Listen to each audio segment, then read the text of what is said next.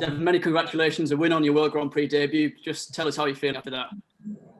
Smile could not be wider. I mean, I came through a massive competition there against Jose de Souza, also Trinidad boy.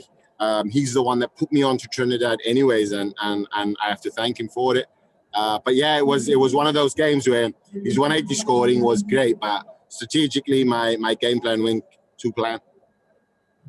Yeah, we saw 8 180s from Jose tonight, but your finishing was really the difference. Had you been practicing solely on the double since your win last week?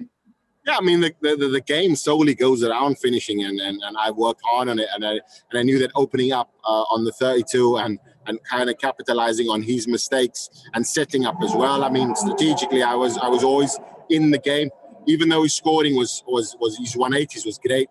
My timing of my 180s was on his throw as well. So there's points in the game where I thought if I impose myself on his throw, I'd get that opportunity, and we've seen it happen with a breaker throw, and then ultimately ending up in a Devon Petersen victory. Your confidence must be absolutely sky high at the moment. Just tell us what the last few weeks have been like for you.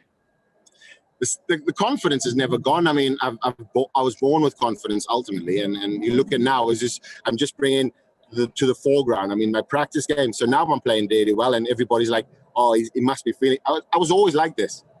Just ultimately, I'm just showing it on the board now. We know you've been working with Mardle and doing a bit of coaching. What sort of influence has Wayne had on you? And would you advise other players to seek coaching as well? Please don't go see Wayne Mardle. He's absolutely brilliant and he will change your game. So please don't see him. I've been working with Colin Lloyd, Phil Taylor. I've been chatting to him a lot as well. They've got Andy in Scotland. He's been influential in strategic planning of my game. Ultimately, if you look at the holistic picture now, my game itself has gone through. It's a different change now. It's a different approach, and that's a big thing though. Like in the sport itself, I mean, you know that it's the taboo with having coaching and all of those things and so on and so forth. And now I've just kind of broke the mold.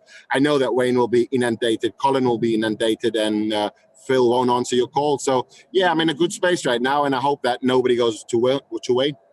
And we've seen that there's been a big reaction in South Africa. You've been doing TV interviews over there. Do you think you're inspiring a generation of players?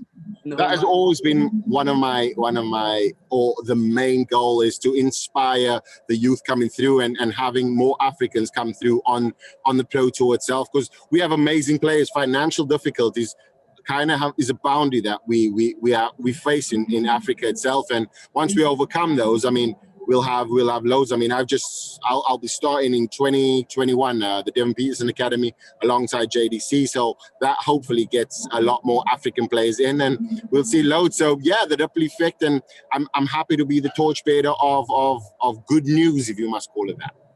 Just finally from me, next round, Michael van Gerwen or Christoph Ratajski. We all know what happened the last time you played Michael. Would you fancy another crack at him?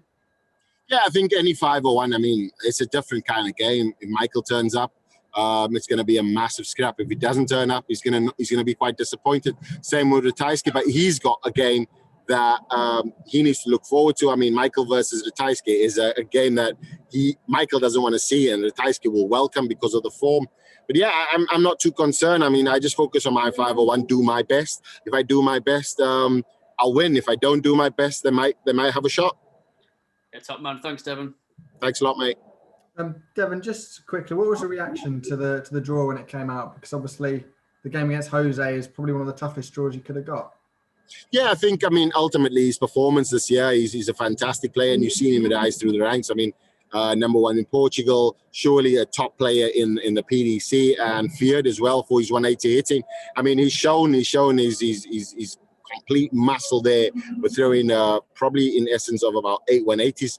But yeah, in this game, I mean, Bobby George has as well 180s for show, doubles for dough, and he missed 4 opportunities to actually counter my throw, and he never took it. But my pressure that I kind of imposed on him was one of the biggest things in the game, and I felt like I wasn't losing touch of the game at all, even though he was throwing that many 180s. What's it like for everybody to be talking about Devon Petersen? Because we've seen a lot over the last few weeks. Everybody's well, you've gone right up in the betting order and things like that. There's a lot of a lot of sort of reaction around you at the moment, isn't Yeah, it's amazing because I'm tired of talking about myself, if I'm honest, in interviews. So yeah, it's good to see everybody else talk about it and notice it as well. It's the hard work. I mean, in lockdown, I used to practice so hard. I mean, the 4 months was amazing for me. Great break, and now I've put it to work. So now my focus is obviously just capitalizing on the time that I had and bringing my practice game to the foreground. And now it's showing, and everybody's obviously, like before, I think they're just loving me a bit more. it? Right, brilliant. Cheers, Dev. Cheers, buddy.